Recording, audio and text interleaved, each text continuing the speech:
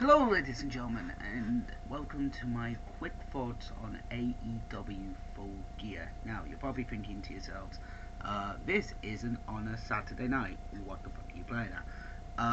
No, it's not. It's on a Sunday night because I was a very, very tired boy and I tried to watch the stream the night before and it was just fucking up for me. So, unfortunately, you've got this video on Sunday.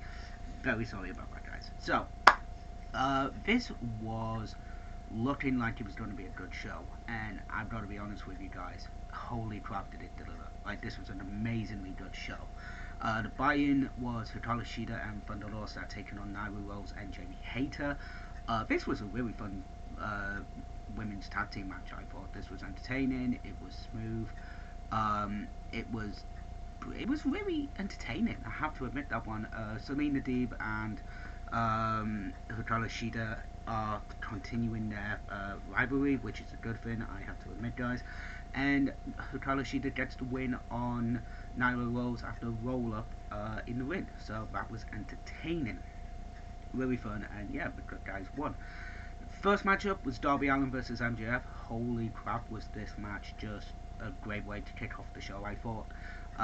Darby and MJF just, coming together quickly and having this match, that was great. The story going into it is obviously, everything that MJF is and, Darby is. MJF hurts his knee in the beginning of the match. It plays into it, sells it really well, actually, I gotta admit that one. And yeah, it gets good. Sean Spears and Wardlow tried to get involved. Sting comes out and blocks it, and then within the distraction, good old-fashioned diamond ring helps MJF get the win after a headlock takeover and a pin. Thought that was actually a really creative way of getting a win. I gotta admit that one, guys. We're just gonna go top to bottom, guys. I don't know. I can't remember the actual order of the show, so we're just gonna go next up. Next up was, I believe I want to say, it was the AEW World Tag Team Title match, Lucha Brothers versus FTR. This is a Lucha Brothers versus FTR match, so if, this is a damn good matchup. Entertaining. These two teams always deliver when it comes to wrestling, and yeah, this was really, really fun. The old switcheroo happens, so Scott Dawson gets the pin whilst Dash Wilder was legal, but a win's still a win, and obviously the Lucha Brothers retain the AEW Tag Team titles. Next, I believe, was the final of the elimination tournament for a chance at the AEW Championship. It was Daniel Bryan versus Miro, and again, I gotta admit, this match was good. Like, Bryan Danielson and Miro, yeah, this is a fun, entertaining matchup. And Bryan Danielson has been winning matches left, right, and centre. He's gone into the match really tired. Miro's coming in after beating Orange Cassidy, for fuck's sake, so this is an easy way to, an easy storytelling wise. But amazingly, Miro loses, and Bryan Danielson wins the tournament, so he is going to be facing somewhere down the road the winner of Omega or Page in the main event. Next up was Cody Rhodes and Pac versus Malachi Black and Andrade El Idolo. Kind of a weird matchup. It was a tag team match, but it felt more like just four singles guys, to quote Tony Schiavone. But again, this was a really fun matchup. Again, it's Cody Rhodes, Pac, Malachi Black, and Andrade El Idolo. So it's not exactly gonna suck, as the old saying goes. But it was a fun matchup, entertaining, told a really fun story, and at the end of it, Cody Rhodes and Pac win the match. So yeah, it was entertaining. I'll admit that one. Next up, we had Christian Cage and Jurassic Express taking on the Super Click in a Falls Count Anywheres match. Oh my god, this was insane. They brawled everywhere, in the crowd, on top of the ramp, in the ring. This felt like a real true Falls Count Anywheres match. feel like it should have gone to the backstage a little bit, but at the same time, it didn't really need it at this point, I think, personally. Weird to see that Jurassic Express and Christian won. I would have thought that if anybody was going to eat the pin, I would have thought it'd be Cole. But they're saving the Jungle Boy versus Adam Cole match, a bigger match for later down the road, which I can respect. Maybe even a tag team match, mixed tag team match between Jungle Boy and Anna Jay versus Adam Cole and Britt Baker. I think that would be a really fun matchup, I'll admit that one. So our next matchup is Punk versus Eddie Kinston. Wow, I did not know I need this match. Like, I did not know I needed this match until that promo on Rampage. Holy shit.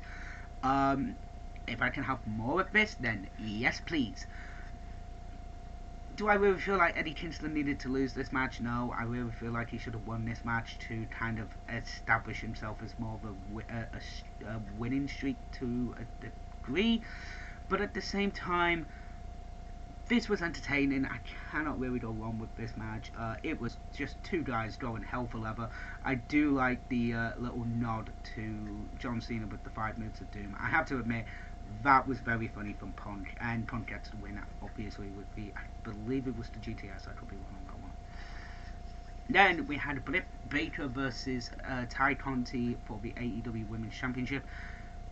Unfortunately, this was a foregone conclusion match. Britt Baker was going to retain the belt. But, my god, this match was good. This was an entertaining matchup, and I have to admit, Ty Conti looks like a serious contender. Sorry, but she does. I feel like maybe if she wasn't in this position at Full Gear, maybe go forward with the TBS Championship. I mean, that would be really fun to see her win the TBS title down the road sometime, because I do feel like she should be a champion sooner rather than later. And our semi-main event, the Minneapolis street fight. Now, I actually like the concept of this match. It's a Minneapolis street fight, but all the weapons, bar a ladder and table, obviously, and a pipe, are all made in Minneapolis. So I really liked that. I thought that was a really good idea. Very entertaining, and actually a lot better than just insert name of city here, street fight, and it's just a normal street fight. I think that's a really cool idea.